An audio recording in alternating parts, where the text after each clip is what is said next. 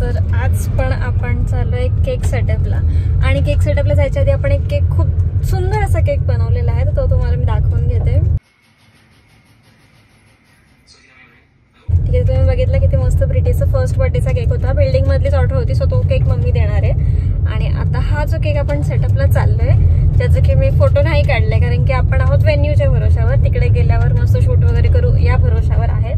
आणि काय एक 8:20चं त्यांनी टाइम सांगितलेलं, म्हणजे 8 सव्वा 8 पर्यंत पोहोचायचं होतं आणि 8 वाजलेत, तर आपण ऑन टाइम आहोत.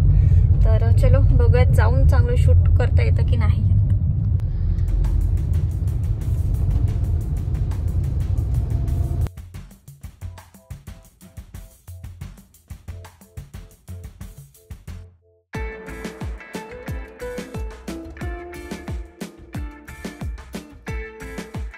ओके, तर व्हेन्यूवर गेल्यानंतर मग गाडीतलं जे सगळं सामान होतं, केक सेटअपचं सामान होतं, केक सेटअपचं सामान सगळं आम्ही गाडीतून काढलं, कारण की गाडी बाहेर पार्किंगला लावायची होती. तर मी सगळे तिथे टेबल्स होते त्याच्यावर सगळं सामान काढून घेतलं. आणि सेलिब्रेशनला म्हणजे केक कटिंगला थोडा टाईम होता, तर मी बोलले की सगळं आपण केक काढून घेऊयात, एकदा इथे एकावर एक केक वगैरे ठेवून बघूयात, म्हणजे अनपॅकिंगला पण थोडा टाईम लागतोच. तर मी बोलली थोडा पण आपल्या तिथे टाईम वेस्ट नाही व्हायला पाहिजे, म्हणून आपण केक वगैरे सगळं अनबॉक्स करूनच घेऊयात. आणि जेव्हा एंट्रीच्या टायमाच्या आधीच जस्ट आपल्याला तिकडे जायचं आहे. तर बॉक्स ओपन करताना मला कळलं की बॉक्सला थोडा केकचं कॉर्नर लागलेला, तर त्याच्यामुळे तो तेवढूसा पार्ट डॅमेज नाही म्हणता येणार, पण केकची क्रीम लागलेली तर तेवढं अनइवन पार्ट झालेला. पण थोडीफार आपल्याकडे जेव्हा सेटअप करायला जातं तेव्हा क्रीम अँड ऑल सगळं ठेवायचं असतं सोबत. तर आणि मी नेहमी ठेवते केक सेटअपला जाताना, तेवढं एक आपल्याकडे बॅकअप असलं पाहिजे की जर केक डॅमेज झालं तर आपल्याला टायमावर तिकडे रिपेअर करता आलाच पाहिजे. त्याच्यासाठी मी क्रीमसोबत घेतलेलीच. आणि पटकन फिनिशिंग कशी देता येईल हे तर आता एवढ्या वर्षाच्या एक्सपिरियन्सने आपल्याला जमलंच पाहिजे. त्याच्यामुळे मी फटाफट तो थोडासा जो पार्ट डॅमेज झालेला, तर तो तिकडे जाऊन मी तो तिकडे गेल्यावर तो मी तेवढा पार्ट क्लिअर केला. ठीक आहे.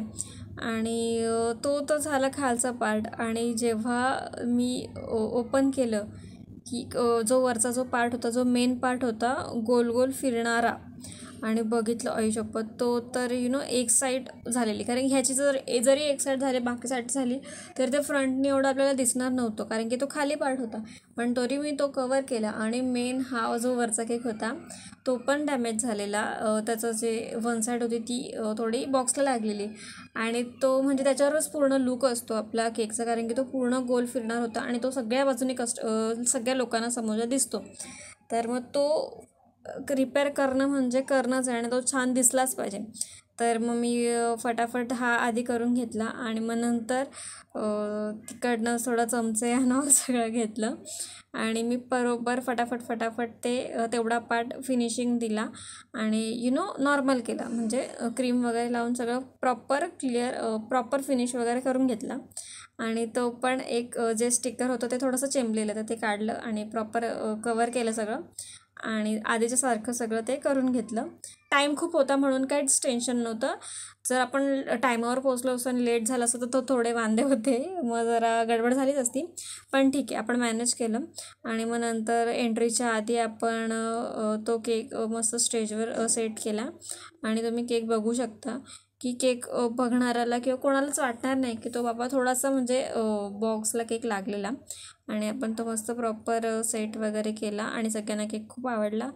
तर बघा, केक आपण सेटअप केल्यावर बर्थडे बॉयची एंट्री झाली, आणि मग त्यांच्या फॅमिलीने मस्त तो केक कटिंग केला. आणि हा 5 kgचा केक होता. तर तुम्हाला हा केक कसा वाटला मला नक्की कमेंट करून सांगा. हे बेबी बॉस थीममध्ये 5 kg केक खूप छान दिसत होता, रोटेटिंगमध्ये वगैरे. तर ही पूर्ण व्हिडिओ तुम्हाला कशी वाटली मला नक्की कमेंट करून सांगा. आणि थँक्यू पूर्ण ब्लॉग पाहिल्याबद्दल. Bye bye, good night.